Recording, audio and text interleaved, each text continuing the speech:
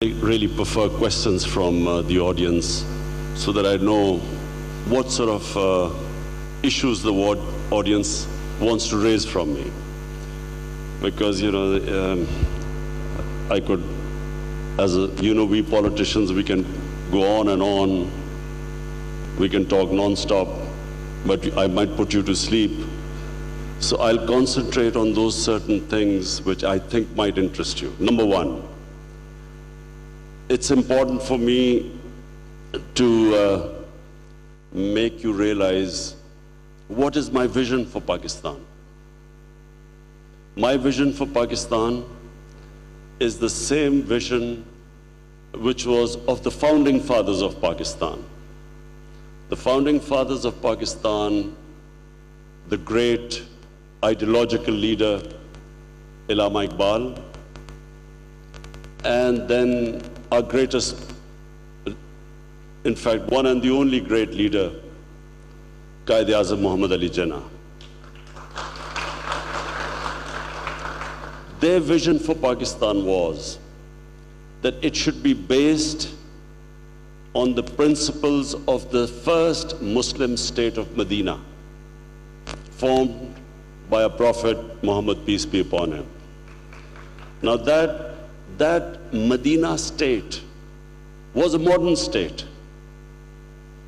It was a state which imbibed all modern principles of the most advanced states in the world. It was based on two principles: justice and compassion. They were the basis of the state of Medina. It became the first welfare state in the history of mankind. It became a state where rule of law was such that the head of the state, even the head of the state, was under the rule of law. And one big incident I always give to people, that the Khalifa, the head of the state of the time, lost a case against a Jewish citizen because the judge would not take the testimony of his son. So no one was above law. And every citizen, regardless of his religion, his ethnicity, was equal in the eyes of law. So number one was rule of law, and number two, the first welfare state in the history of mankind, where all the weak strata of society were taken care by the state. So widows, orphans, handicapped, poor people, and pensions were introduced during the state of Medina. So the old people were also taken care of by the state. So this is what the state was built upon: tolerance, justice. And that state became the basis of one of the greatest civilizations in history for the next 700 years. Pakistan was meant to emulate that state. We lost our way. We went far away from that ideal. And if you ask me why Pakistan could not achieve its great God-given potential, it's because of this fact, that nations without a vision eventually die. There is always a vision that keeps members of a human community together. When the reason why the human community should have been together, when that reason fades away, so does that nation. So my vision is to go back to the reason why Pakistan was made. Go back to the vision of Pakistan, what the founding fathers envisaged Pakistan to be. So a welfare state. Even though our country is suffering from probably its worst economic crisis, we have already embarked upon making our country into a welfare state. We've started first time health insurance in Pakistan for the weakest section of the society. We've given almost 6 million families have been given a health insurance where they can go to any hospital and get basic health care. Then we've started, and this program is going to be expanded all over the country. Then we have probably, in Pakistan's history, allocated the greatest amount of money for poverty alleviation in a program called Hasb. And the program envisages giving the poorest of poor cash handouts. We've increased that number. And then, of course, helping them to graduate out of poverty by giving them ways and means of making a living, giving them livestock and so on, educating them skills, loans. The greatest number of scholarships ever given in Pakistan history, again, to the intelligent and poorer section of the society. This is just the beginning. As time passes, the whole attention of the government is going to be how to lift the poorer section of the society. In modern day, we are inspired by the example of China, which raised 700 million people in the last 30 years out of poverty. So, allow wealth creation, but use that extra wealth to help the lower section of the society. Close the gap between the rich and the poor. And this, for me, is the society we want in Pakistan, a civilized society. Rule of law, we have a big problem in our country. There's a certain elite section of the society which is above law, which considers itself above law. We have developed these mafias over a period of time, cartels, use their power to artificially raise prices, which the poor people have to pay. So political mafias. So the two-tier: one, to raise people out of poverty; second, to fight these mafias which are keeping this country back. So that's, in a nutshell, my vision of Pakistan. And let me just now go on to the other reason, because this is the Islamic Center. I came to Malaysia this time. Number one, it's always a pleasure to meet our role model, Dr. Mahathir Mohamad, who we consider someone who's a statesman who's changed the destiny of so many people.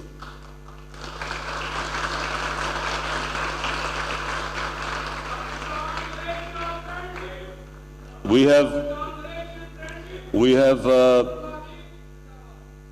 have seen how Malaysia transformed in my lifetime, how Malaysia developed. But what I also like about Malaysia, it's a very civilized society. Why do I say civilized society? I find there is a harmony between religions, between ethnic groups, which I think is, as I repeat, hallmark of a civilized society. We like to look upon the golden age of Islam. All different religions lived together. There was tolerance, acceptance. Religion was never treated as something which people could be brought in through force. Religion was purely something about the heart and the mind, not physical. And in Malaysia, you see this tolerance, the way people live, which, in my opinion, is really to be admired. I was supposed to come here in December at the KL summit. The reason was that we wanted to highlight Islamophobia. Islamophobia has grown. I spent my early days playing professional cricket in England, traveling the world. I went to university in England, and I saw three distinct watersheds when this Islamophobia kept growing. Number one was the Iranian Revolution. Iranian Revolution spread fear in the Western world that the entire Muslim world will be taken over by an Islamic revolution, which will be anti the West. So that was the first time in the Western countries this fear of Islam started. And this idea that this revolution will go against the Western interest. So that was number one. Then came 1989. An awful character called Salman Rushdie wrote a book which was blasphemous, called Satanic Verses. That became the second watershed, because the reaction in the Muslim world to the book could not be understood by people in the West, because they needed to understand why were the Muslims reacting to this blasphemy against our Prophet. I consider that the biggest failure of the Muslim world, the Muslim leadership, because it was up to the Muslim leadership to explain to the Western people, why did it matter to us so much? We needed to explain to them that Prophet Muhammad, peace be upon him, lives in our hearts. Why do we love him so much? Why do we respect him so much? We needed to explain to people. In the Western countries, specifically in Europe, religion is not taken the way we Muslims live our religion. There were comedy programs about their religious figures. When I first went to England, I was shocked. They have a completely different attitude. So we needed to explain to them, why was this causing us so much pain? We failed. And from then onwards, in the West, this idea came that Islam is an intolerant religion, it's against the Western values, and so on, and so the Islamophobia started increasing from then. Then came 9/11. Now 9/11 was simply so many criminals, 15 or 16 or however they were, criminals conducting a terrorist act. The big disaster for the Muslim world was that when the Western leaders started calling it Islamic terrorism, we should have all objected. What had their act, the terrorist act, what had that got to do with Islam? There was no connection between Islam and those terrorist acts. And from there onwards, because we did not question them, because our Muslim leadership, rather than saying that Islam had nothing to do with it, delinking Islam with terrorism, and especially suicide bombing, suicide attacks, unfortunately the Muslim world started also using the Western terminology, moderate Islam and radical Islam. And that, I'm afraid, was the worst thing that happened to Muslims all over, especially Muslims living in Western countries. Because how was the common man in the street, how was he going to distinguish between a moderate Muslim and a radical Muslim? So all Muslims became, for them, terrorists or radicals. So Islamophobia started growing even more. And because we the Muslim countries did not stop and question this, that terrorism and religion have no linkage. Suicide attacks would then also link to Islam, because a suicide attacker, when he blew himself up, he was supposed to go to heavens. So this connection meant that Muslims were more prone to suicide attacks. This completely went against historical facts. Japanese kamikaze pilots at the end of Second World War did suicide attacks. No one blamed their religion. Tamil tigers. In fact, before 9/11, majority of suicide attacks were by Hindu Tamil tigers. Quite rightly, no one blamed religion for that. But Islam and terrorism got connected. And the result was that you had so many instances of Muslims being terrorized in Western countries, Muslims being insulted. Even worse, like that guy in New Zealand who walks into a mosque and shoots 50 worshippers because he couldn't tell what was the difference between a normal Muslim and a terrorist or a radical Muslim. So this was the big disservice we did to Islam. Again, I blame the failure to the leadership of the Muslim world. And that's why when I spoke to Prime Minister Mahathir in New York during the United Nations General Assembly, and I spoke to President Erdogan, the idea was that we would meet here and we would highlight this and form some sort of a media that actually corrects these misunderstandings about Islam, some deliberately done by those who want to demonize Islam, but most of the time because of ignorance. And also educate our own young people, because of the mobile phone, our children now have access to information. Never in human history children ever had access to such information. So there was a need to give the children alternate information about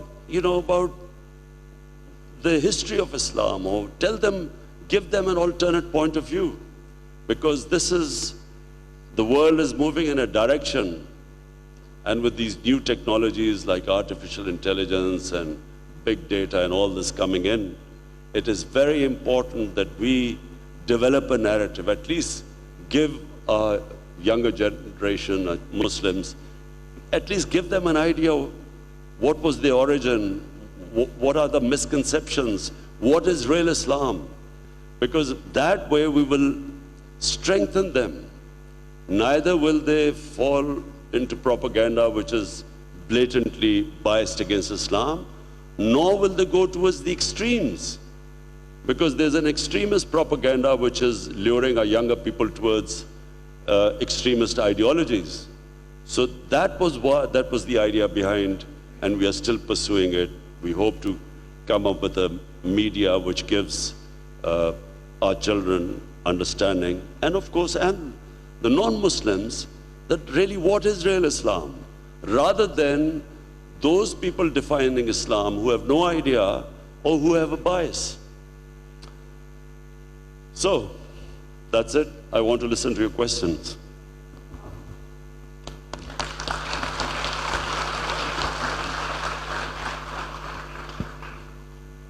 Prime Minister has kindly agreed to take a few brief questions. Time is short. So please briefly identify yourself. वज़ीर-ए-आज़म इमरान वज़ीर-ए-आज़म इमरान खान पुत्रजाया में advance Islamic institute से ख़िताब कर रहे थे। उन्होंने कहा कि बानियाने पाकिस्तान का विज़न मदीने की रियासत का था। मदीने की रियासत एक मॉडर्न रियासत थी। मदीने की रियासत असूलों पर मबनी थी। इंसानी तारीख़ की पहली फ़लाही रियासत थी। पाकिस्तान का मेरा विज़न भी यही है कि पाकिस्तान को एक फ़लाही रियासत बनाना है। उन्होंने दहशतगर्दी और इस्लामोफोबिया का एक बार फिर से जिक्र किया। कहा कि हमें दूसरे माशरों को बताने की ज़रूरत है कि हमें अपने नबी से कितनी मोहब्बत है।